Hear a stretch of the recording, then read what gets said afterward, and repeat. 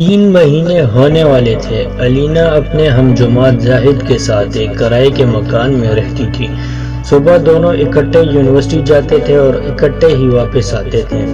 اس سے پہلے کہ وہ اپنی یونیورسٹی کے گرلز ہاسٹل میں رہتی تھی، مگر زاہد کی محبت میں گرفتار ہو کر وہ اس کے بغیر نکاح کی بیوی کا کردار ادا کر رہی تھی، جسے عام زبان میں گرل فرینڈ کہتے ہیں۔ الینا کے والد نے کبھی سوچا بھی نہ تھا کہ جس بیٹی پر وہ اتنا بھروسہ کرتے ہیں، وہ انہی کے کمر میں ایک ایسے لڑکے کے لیے چھرا گھونپ رہی ہے جس سے ملے اسے صرف 6 مہینے ہوئے ہیں۔ روز رات کو زاہد کے دوست بھی مکان میں آ جاتے تھے۔ الینا، جس نے کبھی اپنے بھائی کو پانی تک نہ پلایا تھا، وہ زاہد کے دوستوں کو سالن، روٹیاں اور چائے بنا کر دیتی تھی۔ الینا کی کچھ ہم جماعت لڑکیوں نے اسے سمجھایا بھی تھا کہ اس طرح اپنے ماں باپ کے بھروسے کو نہ توڑو اور اپنی عزت خراب نہ کرو، مگر الینا انہیں یہ کہہ کر خاموش کر دیتی تھی کہ میری زندگی ہے، تمہیں کیا، میں جو بھی کروں۔ 3 سال گزر چکے تھے۔ اس دوران الینا نے زاہد کو بہت مرتبہ کہا کہ ہم نکاح کر لیتے ہیں، مگر زاہد اسے ہر بار ٹال دیتا تھا۔ یہ سلسلہ اسی طرح چلتا رہا کہ الینا نے بہت چالاکی دکھائی اور اپنے والدین کو اس سب کا بالکل خبر بھی نہ ہونے دی۔ الینا امید سے ہو چکی تھی۔ جب اس نے زاہد کو بتایا تو وہ چونک سا گیا۔ زاہد کو یہ سن کر غصہ آ گیا تھا۔ 2 دن گزر گئے مگر زاہد نے الینا سے بات تک نہیں کی کہ وہ شخص جو 3 سال سے دن رات محبت کے نغمے گاتا تھا، اب وہ الینا کی طرف دیکھنا بھی پسند نہیں کرتا تھا۔ الینا بھی زاہد کے اس رویے سے بہت پریشان تھی۔ دوسری پریشانی اس کے پیٹ میں پل رہی تھی۔ اب زاہد رات کو دیر سے گھر آتا اور آ کر خاموشی سے سو جاتا تھا۔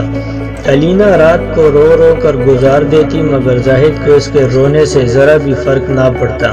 ایک دن الینا نے زاہد کے قریبی دوستوں کو زاہد کی موجودگی میں بلایا اور انہیں پوری بات بتا کر کہا کہ بھائی پلیز آپ لوگ زاہد کو سمجھائیں اور اس سے پوچھیں کہ یہ مجھ سے بات کیوں نہیں کرتا، میرا کیا قصور۔ زاہد کے دوست اسی کی طرح تھے۔ انہوں نے زاہد سے بات کرنا شروع کی اور ایک دوست بولا کہ تم لوگ نکاح کیوں نہیں کر لیتے۔ الینا بولی میں نے بہت بار کہا مگر یہ سنتے ہی نہیں۔ زاہد یہ بات سن کر ہنس پڑا اور سب لوگ حیرت زدہ نگاہوں سے زاہد کو دیکھ رہے تھے۔ زاہد نے الینا کو کہا کہ تم باہر جاؤ۔ الینا نے کہا کیوں، میرے سامنے جو بھی ہے میرے سامنے کہو۔ زاہد گرج کر بولا دفع ہو جاؤ ادھر سے۔ الینا روتی ہوئی کمرے سے باہر چلی گئی۔ اسے زاہد کے رویے کا اتنا صدمہ پہنچا کہ وہ کمرے سے باہر نکلتے ہی بے ہوش ہو کر زمین پر گر پڑی۔ اس کا علم نہ تو زاہد کو ہوا نہ ہی اس کے دوستوں کو۔ وہ لوگ اپنی باتوں میں مصروف ہو گئے۔ جب الینا کو ہوش آیا تو اس نے کمرے سے آنے والی باتیں سنی، اور وہ یہ ہیں کہ یار تم لوگ پاگل ہو گئے ہو کیا، میں اس سے شادی کیوں کروں، پیٹ سے ہو گئی ہے تو کیا ہوا، سالی کو ہسپتال لے جا کر سارا کام سیدھا کر دوں گا، اور ویسے بھی پتہ نہیں جو بچہ اس کے پیٹ میں پل رہا ہے وہ میرا بھی ہے یا نہیں، صحیح ہے کہ نہیں، مجھے تو لگتا ہے یہ کسی اور کا ہے، لیکن اب پھنس تو میں گیا ہوں نا۔ تم لوگ ہی بتاؤ، جو اپنے ماں باپ کو دھوکہ دے کر 3 سال میرے ساتھ سو سکتی ہے، وہ مجھے دھوکہ دے کر کسی اور کے ساتھ نہیں سو سکتی کیا پتہ تم میں سے بھی کسی کے ساتھ اس کا چکر چل رہا ہو، مجھے بس 2-3 دن تک اسے اسپتال لے جا کر ابارشن کراتا ہوں، پھر 1 سال اور مزے لوں گا، پھر سالی کو بھگا دوں گا۔ اب میرے معیار کی تو نہیں ہے نا، میں اب گشتیوں سے شادی کروں گا، چلو مفت کی نوکرانی اور مشین مل گئی ہے، مزے کرو۔ اب تم لوگ زیادہ حاجی نہ بنو، تمہارے کارنامے بھی مجھ سے ڈکے چھپے نہیں ہیں۔ زاہد اور اس کے دوست زور زور سے ہنس رہے تھے۔ ایک لڑکا بولا یار زاہد، ہمارا حصہ ہمیں کب ملے گا؟ ارے یار اب یہ تمہاری ہی ہے، بس بچے والا معاملہ سیٹ کر لوں، اس کے بعد سب مل کر مزے کریں گے۔ اب تو سالی سو رہی ہوگی، کل جب بستر گرم کروں گا تو ویڈیو بنا لوں گا، پھر یہ ہم سب کی رکھیل بن کر رہے گی اور کچھ بگاڑ بھی نہیں سکے گی۔ ہمارا۔ علینا کو اپنے کانوں پر یقین نہیں ہوا، وہ اپنے کمرے میں چلی گئی، اندر سے لاک کر پوری رات اپنی غلطیوں کے لیے روتی رہی۔ صبح 5 بجے زاہد نے دروازہ بجایا۔ علینا نے دروازہ کھولا اور مسکراتے ہوئے چہرے سے زاہد کا استقبال کیا۔ زاہد بھی اپنی بنائے گئے پلان پر عمل کرنے کے لیے ہونٹوں پر مسکان سجائے ہوئے تھا۔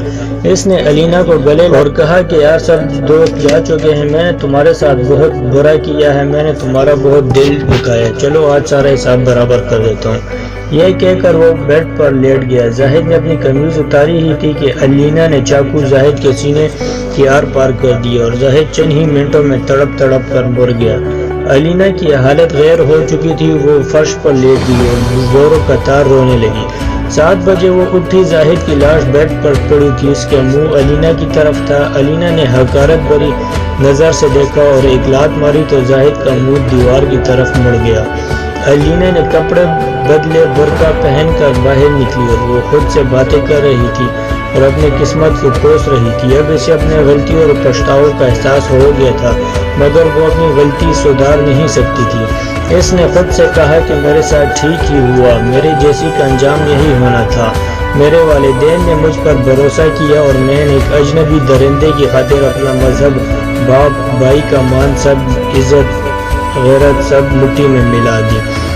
نہیں بلکہ یہ بھی بہت کم ہوا۔ یہ سوچتے ہوئے وہ مین روڈ پر چلنے والی تیز رفتار ٹرک کے سامنے کود پڑی اور اپنی جان گنوا بیٹھی۔ تو جی دوستو، آج کل یونیورسٹیوں کی کمی اور میرٹ جیسے بچیوں کو دوسرے شہروں میں تعلیم حاصل کرنے کے لیے جانا پڑتا ہے اور گھر والوں سے دور ہاسٹلوں میں زندگی گزارنی پڑتی ہے۔ اس طرح وہ اپنی گھریلو پابندیوں سے آزاد ہو جاتی ہیں اور اس پر نظر رکھنے والا کوئی نہیں ہوتا ہے۔